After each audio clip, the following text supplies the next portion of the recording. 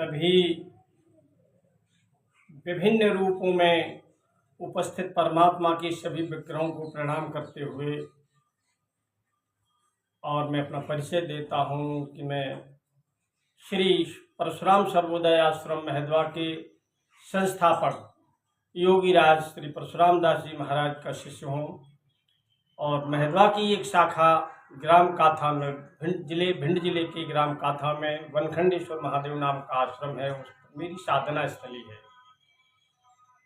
मेरा परिचय है, मैं लोधी जात में ही जन्मा हूँ। हेमंत सिंह नाम करके मुझे जाना जाता है, परंतु अब मैं नादर सृष्टि का प्राणी हूँ, यानी अपने आप को वैष्णवी गोत्र स्वीकार करता हूँ। वैष्णवी विद्या शिक्षा स्वीकार करने के नाते मैं अपने आप को वैष्णव मानता हूँ।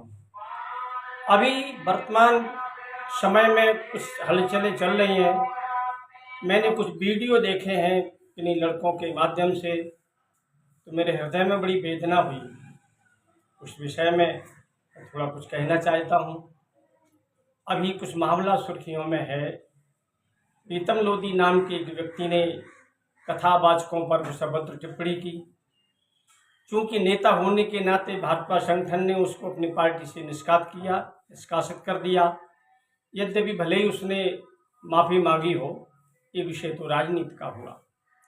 इसके बाद बात थमी नहीं, पर वेदना का विषय आगे ये बना कि बागेश्वर धाम के अधिपति आचार्य धीरेन्द्र शास्त्री ने कुछ ऐसा बोला जिससे हम बड़े शक्ति में पड़ गए। आचार्य धीरेन्द्र कहते हैं कि प्रीतम लोधी सनातनी डीएनए नहीं है। मुझे बड़ी तकलीफ हुई। क्यों? मैंने अयोध्या के बड़े मंच पर, लक्ष्मण किला के मंच पर बड़े बड़े भारत के मूर्धन्य विद्वानों संतों को श्रवण किया। पूज्य श्री गुरु पद पर, पीठ पर बैठे हुए, आचार्य पद पर बैठे हुए रामभद्राचार्य जी को जिस समय वो पीठ पर भी प्रतिष्ठित नहीं थे, उस समय से मैं सुनता आ रहा हूँ। अयोध्या के मंच पर धर्म सम्राट स्वामी करपात्री जी को मैंने सुना, सीताराम शरण जी को मैंने सुना, और भी भारत के तमाम आचार्यों को मैंने सुना, और हमें वो ध्यान भी है।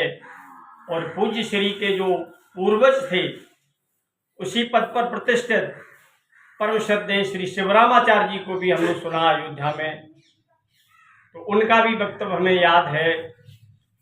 और बागेश्वर धाम के अधिपति कहते हैं कि पीतम सनातनी डीएनए नहीं है। भगवान योगेश्वर कृष्ण कहते हैं, ममई बान से जीव लोके जीव भूता सनातना। ये जीवात्मा सनातन हमेशा से मेरा ही अंश है।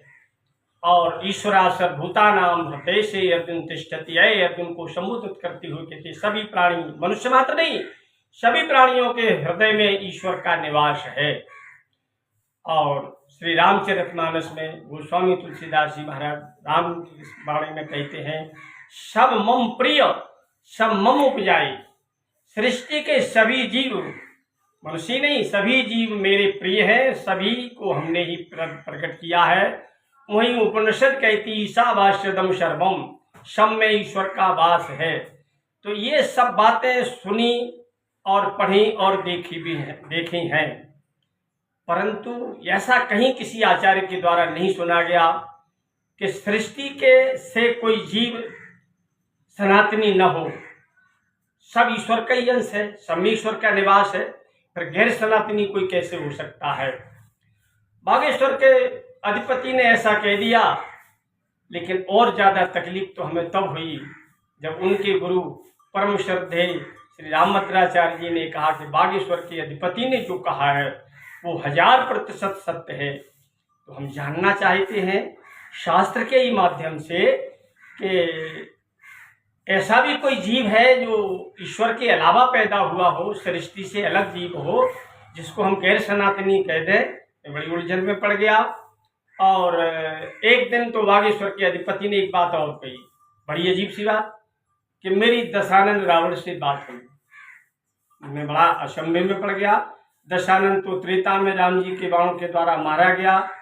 अब ये कहो कि आत्मा नहीं मरती है, तो रावण की आत्मा उससे निकल के तास तेज समान प्रभु आनंद हर्षे देख शंभु चतुरानन, तासु तेज प्रभु समाना, सुरमुनि समय अचंभव माना।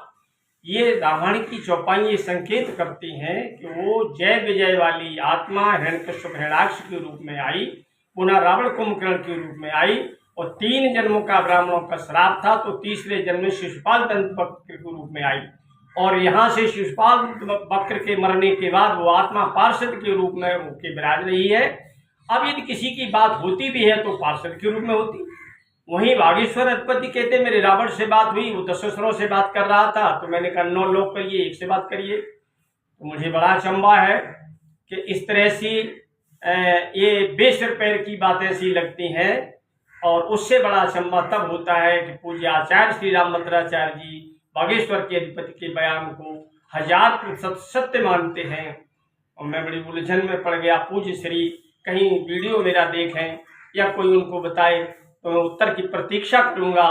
क्या ईश्वरा सर्वभूतानाम आदि आदि ममैवांशे जीवलोके गीता के योगेश्वर कृष्ण के बात के अलावा कोई दूसरा कोई सत्य है सृष्टि में, शास्त्रों में? हम तो समझ नहीं पा रहे। हमें बड़ी तकलीफ हो रही है। यदि कोई विद्वान मेरे वीडियो को सुन करके इन बातों का हमें सुझाए कि बागेश्वर का अधिपति यदि सत्य बोलता है, हम उसकी प्रतीक्षा करेंगे।